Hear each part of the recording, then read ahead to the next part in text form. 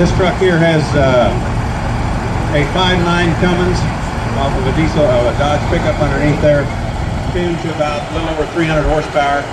Runs a hydraulic pump, and that hydraulic pump runs the unloading chain. Runs the end gate, front windboard, and the unloading chain.